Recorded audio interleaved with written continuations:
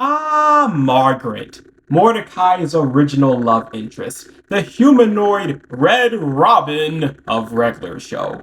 She seems so sweet, innocent, and well-meaning. But what if I told you Margaret is not the kind, pretty girl that she appears to be? Underneath all those scarlet feathers lies a manipulative red flag of a woman, someone Mordecai should have never took interest in. Now, Mordecai gets a lot of hate for being a cringy simp who ended up killing his best friend over a girl that one time. But I don't think Margaret gets enough criticism for her role in Mordecai's downfall as a character. While Mordecai is ultimately responsible for his own actions, Margaret was not helping things in the slightest. In fact, I'd argue Margaret is the worst member of the main cast. I'm Coolio from the Two Cool Bros, and this is why Margaret is the worst character in all of Regular Show. Many episodes in Regular Show's early seasons revolve around Mordecai's miserable and often failed attempts to get closer to Margaret. It's important to note that Margaret was shown and or mentioned to have a new boyfriend in most of her appearances in these early seasons. Margaret was practically with a new guy every single week. Mordecai, Chad Iron Chest. Oh hey, have you met my new boyfriend, Angel? Mordecai, you have to meet my boyfriend, Slasher. And later in the series, exactly how does Margaret explain why she constantly moved from man to man to man, never able to find a healthy and stable relationship?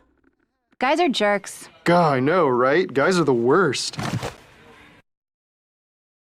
Now, to be fair, some of Margaret's ex-boyfriends were indeed shown to be jerks, but Margaret makes this misandristic comment without considering that she was the common factor in all these failed relationships.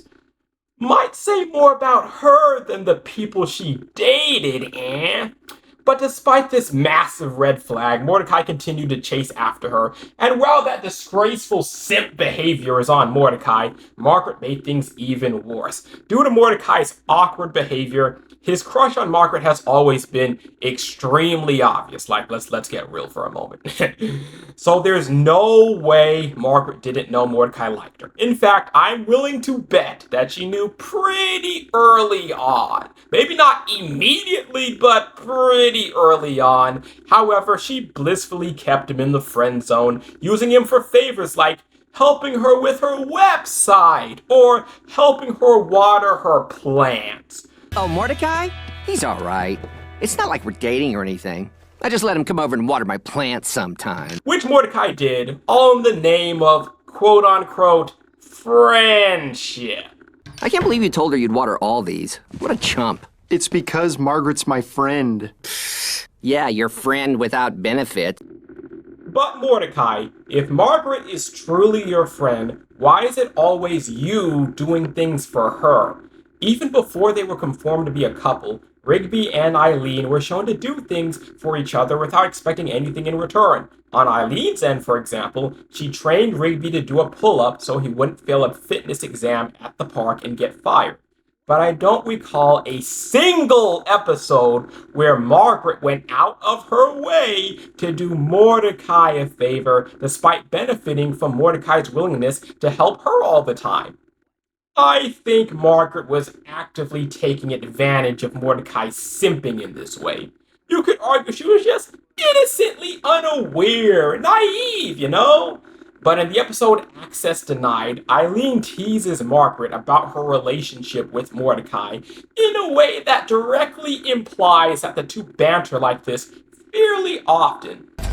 Eileen, have you seen Mordecai and Rigby? Not yet. I wonder what's keeping them. You think Mordecai knows you planned this last-minute party just so you could dance with him? Ha ha, very funny. It's not a stretch to conclude that Eileen has discussed Margaret and Mordecai's quote-unquote relationship in the past, meaning that Margaret was not ignorant of Mordecai's feelings. And if Margaret was aware of Mordecai's feelings early on, that means she actively took advantage of his simping tendencies. I believe Margaret exploited Mordecai's crush on her for her own selfish gain. And in case you think I'm simply reading too much into things, exaggerating to make Margaret look bad, nah, I got even more concrete evidence about how problematic Margaret can really be. So, against all odds, Margaret and Mordecai do eventually get together. More or less anyway. Like, they were basically dating, but Mordecai had yet to ask Margaret to be his girlfriend yet. Like, dude, what are you waiting for? But eventually, Mordecai does grow a pair of balls big enough to ask her to officially be his girlfriend. But sadly for him, he waited way too long, as Margaret had recently received an acceptance letter to a college that she really wanted to get into. A college that was quite a ways away from where Mordecai lived. By her own implication, Mordecai was the one man who she ever dated who she did not consider to be a jerk. The one man that her red-feathered, red flag behind actually dated for more than a week. For the first time ever, I feel like I could be in a relationship that could actually go somewhere. But there's this. And she broke his heart, rejected him because she wasn't willing to even consider the possibility of working out a long-distance relationship. A temporary long-distance relationship at that. Because Margaret obviously wasn't going to be at college forever. If she really locked in on taking all those classes the way she needed to, then she would have been done in a few years? I really like you, Mordecai, and what we have is special. But I went to college! Why were you not willing to even discuss ways that you could still make this relationship work? Phones exist, FaceTime exists, online video chats exist. Did Margaret truly believe there was no way for them to have a long-distance relationship for a few years? They could have gotten together in person whenever Margaret had any kind of break from college. Christmas break, Thanksgiving break, summer break if she doesn't take classes during the summer. There really is no good excuse for why she couldn't make it work if she truly loved Mordecai, if this was truly true love. Especially since she'd finished college eventually. It sounds to me that Margaret was simply never that committed and serious about Mordecai to begin with.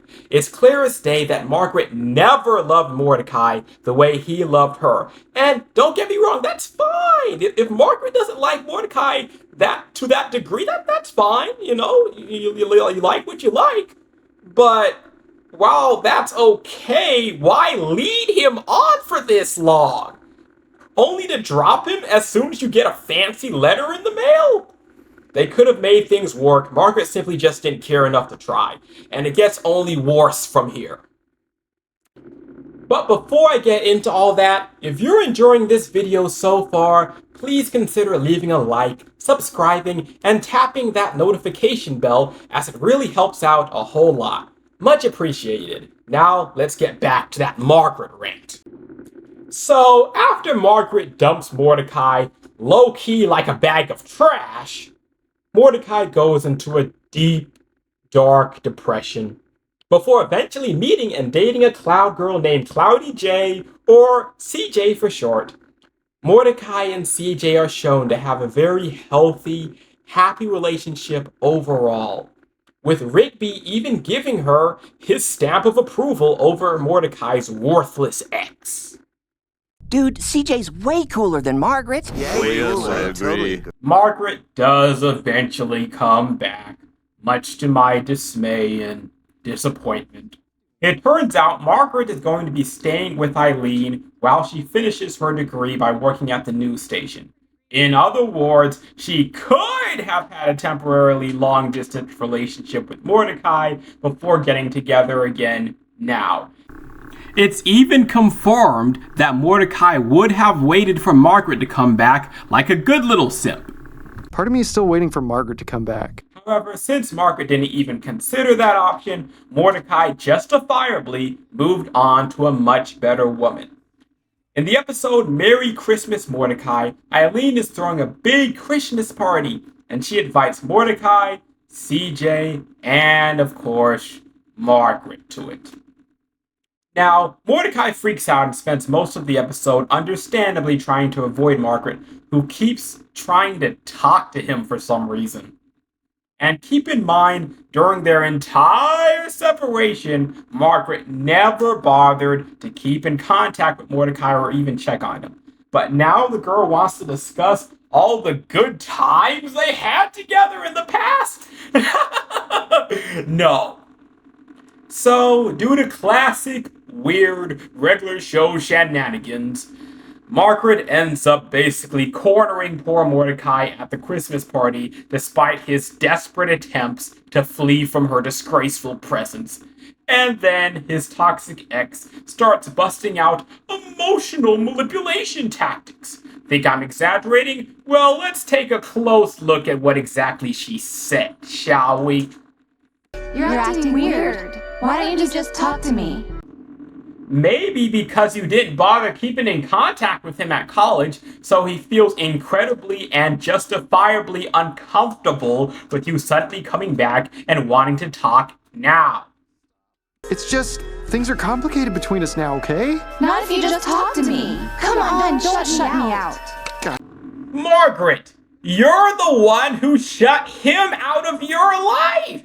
And now you're hurt that he doesn't want to reopen the door that you closed? Look, Mordecai, I know things didn't end the way we wanted them to. What's all this we business, Margaret? Things ended the way you chose. Mordecai is the poor fool who didn't get what he wanted. But at least we had some good time together, didn't we? Doesn't that mean anything to you? Now, let me go on record saying, if you're a Margaret fan, I respect your opinion. But this right here is just emotional manipulation. It's literally the ex saying, doesn't our past mean anything to you? You know, before she walked away and never looked back. Sadly, Mordecai ends up succumbing to Margaret's emotional abuse trap. And while thinking about their completely irrelevant past, the two lovebirds get all touchy and huggy and feely with one another until it happens. They kiss, and CJ catches Mordecai cheating on her. And I'd like to point out that Mordecai, even though they're both at fault, Mordecai is the one that snaps to his senses first and calls the kiss off. If Mordecai hadn't said anything, who knows how long this dirty, filthy, disgusting Robin would have kept her tongue in Mordecai's beak. So, after Margaret ruins Mordecai's life again, Mordecai does eventually work things out with CJ and apologize and whatnot. But eventually, there's another dramatic incident where CJ thinks Mordecai is cheating on her with Margaret again, only this time it turns out to be a big misunderstanding. Margaret placated CJ's outburst by claiming she and Mordecai are just friends and that she actually had a new boyfriend. And in the following episode, titled Not Great Double Date, CJ tries to make up for her crash out by offering that Margaret takes her boyfriend on a double date with CJ and Mordecai. But there's just one little problem, one thing to make this all go horribly wrong. Because, CJ was trying to be nice. CJ's not obligated to go to her boyfriend's ex and try to make peace with her. She's not obligated to do that. She's trying to be nice. She has every right to hate Margaret. She has every right to hate Mordecai. But she's out here trying to make peace so that they can all just be happy together. And there's just one big problem. Margaret did not actually have a boyfriend. She is a liar. A doggone liar. Now, to be fair, Initially, Margaret only lied to stop CJ's violent, stormy rage, because CJ's main flaw is that, yes, she is short-tempered. You know, she's not perfect. Much better character than Margaret, but she's not perfect. But after CJ suggests the double date, trying to make peace, trying to be a peacemaker, Margaret still continues to deceive her. Margaret, why would you do such a thing? I don't know. CJ was really excited about it, so I just went along with it. Wow, Margaret. I thought you were at least a level-headed woman, if nothing else. What should I do? Tell the truth. But then they'll know I lied. Okay, well, that was kind of the only sensible option. So Margaret decides to go ahead and pull a Mordecai, if you get the reference, and commit herself to pretending that Del Hanlon over here is her boyfriend on this double date. Because emotionally manipulating her ex, nah, that wasn't enough. Now she wants to mentally abuse him and his girlfriend too by gaslighting them into thinking that she is also taken. So Margaret and Del gaslight the ever-living heck out of them. But Del, man, he ends up going too far. And he tries to outright kiss Margaret. He's getting way too into this. And this action triggers Margaret into stopping him, snapping at him, and telling everyone the truth. She confesses the cold, hard truth that she is single. Confesses that she has been lying to their faces this entire time. Now, to be fair, Margaret does apologize for her deception. However, there's a wise saying that goes, never ruin your apologies with excuses. And not only does Margaret make excuses, she even plays the victim by saying, I'm sick of feeling like a tourist around my own friends. Oh, boo-hoo. Let me play a sad song for you on the world's smallest violin. And upon hearing this, CJ is justifiably ticked off. So let me get this straight. You're single, you dated Mordecai for a while, and you keep trying to hang out with him, even though you don't have to, because it's not like you kept in touch with him after you left. She rightfully calls out Margaret for being a lying, gaslighting sack of bird feces before confronting her on the real reason Margaret kept this lie going for so long. There's only one reason you would lie about something like that. Do you still have feelings for Mordecai? I think I do. That's right. You heard it right here, folks. In her heart, Margaret was just trying to get close to Mordecai again, even though the man was already taken. I bet I know what happened. During college, Margaret probably went back to dating a new jerky guy every week. And then she realized she missed Mordecai because he treated her like a goddess and kissed her feet. But she didn't miss him enough to actually keep in contact with him, of course.